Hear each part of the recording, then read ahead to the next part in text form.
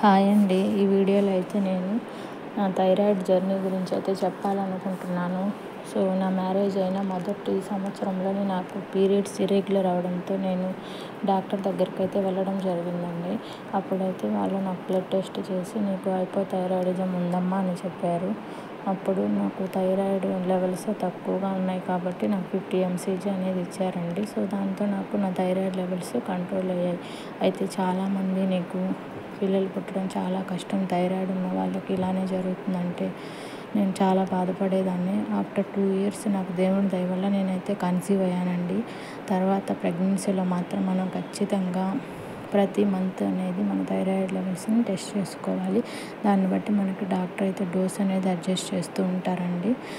After delivery తర్వాత కూడా మనకి టెస్ట్ చేసి మన డోస్ అనేది తక్కువ చేయాలి ఎక్కువ చేయాలి అనేది వాళ్ళే చెప్తారు. కానీ ఫీడింగ్ ఇచ్చేటప్పుడు మాత్రం కంపల్సరీగా ట్యాబ్లెట్స్ అయితే వేసుకోమంటారు. కానీ ఇందులో ఒక అడ్వాంటేజ్ అంటే ఫీడింగ్ వల్ల మన బేబీకి అయితే ఎలాంటి ప్రాబ్లం అయితే ఉండదండి. ఇది హార్మోన్ కాబట్టి థైరాయిడ్ అనేది బిడ్డకు వచ్చే ఛాన్స్ అయితే ఉండదని డాక్టర్సే చెప్పారు. అయితే ఈ థైరాయిడ్ వల్ల నాకు ఫస్ట్ 5 to 6 years అయితే నాకు ఏ ప్రాబ్లం అయితే కనిపించలేదండి, బాగానే ఉన్నాను. ఆఫ్టర్ 6 years నేనైతే ప్రాబ్లమ్స్ అనేటివి అబ్జర్వ్ చేశాను. అందులో డైజెషన్ ప్రాబ్లం అయితే ఫస్ట్ నాకు బాగా అబ్జర్వ్ చేశానండి. తర్వాత చర్మం పొడిబారినట్లు, అంటే మన వయసు కంటే మనం పెద్దవాళ్ళలాగా ముడతలుగా చర్మం అనేది రావడం, చిన్న పనులకే నీరసం అయిపోవడం, అంతకుమించి చాలా డెఫిషియన్సీస్ని అయితే నేను ఎదుర్కొన్నానండి. వాటిలో B12 deficiency and vitamin D deficiency అలాంటివి అయితే నేను అంతేకాకుండా చేతులు మంటలుగా ఉండడం, కాళ్ళు కింది భాగంలో మంటలుగా ఉంటే ఎక్కువగా ఉన్నప్పుడు నేను ఒకసారి డాక్టర్ దగ్గరికి వెళ్తే డాక్టర్ అయితే నాకు నర్వ్ కండక్షన్ టెస్ట్ చేయాలన్నారు.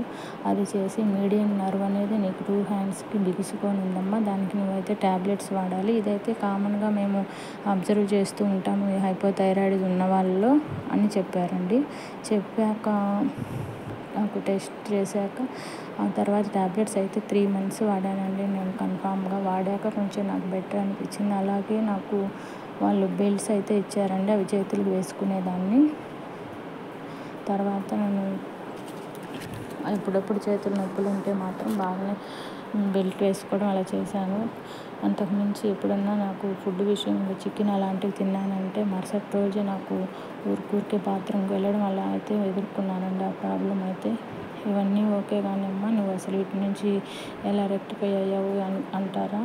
అయితే డాక్టర్ అయితే నాకు చెప్పిన విషయం ఒకటేనండి, నువ్వు ట్యాబ్లెట్ అయితే లైఫ్ లాంగ్ వాడాలనేసి అయితే చెప్పేశారు. కానీ నేనైతే నా ఫుడ్ విషయంలో అయితే చాలా మార్పులు అయితే తీసుకుని వచ్చానండి. దానివల్ల నేను ఈ డెఫిషియన్సీ నుంచి చాలా వరకు బయట అయితే పడ్డాను. అయితే నేను ఖచ్చితంగా నెక్స్ట్ వీడియోలో నేను ఏమేమి నా ఫుడ్లో ఏం మార్పులు తీసుకొచ్చాను, ఎలా ఈ థైరాయిడ్ డెఫిషియన్సీస్ నుంచి నేను బయటపడ్డాను అనేది మీకు ఖచ్చితంగా అయితే చెప్తానండి. ఈ వీడియో కనుక మీరు కూడా థైరాయిడ్ వాళ్ళే అయ్యండి మీకు కనుక కొంచెమైనా ఉపయోగపడుతుంది అనిపిస్తే నాకు ఖచ్చితంగా లైక్ అండ్ సబ్స్క్రైబ్ చేయండి.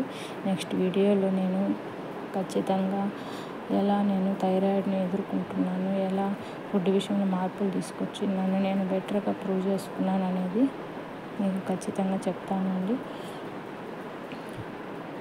ఇంకో విషయం ఏంటంటే ఈ థైరాయిడ్ ట్యాబ్లెట్స్ వాడేవాళ్ళు వంట రూమ్లో అయితే కిచెన్లో అయితే ఈ థైరాయిడ్ ట్యాబ్లెట్స్ని అస్సలు ఉంచకండి, వేరే దగ్గర ఉంచి రోజు వేసుకోవడం బెటర్ అండి. థ్యాంక్ యూ సో మచ్ అండి.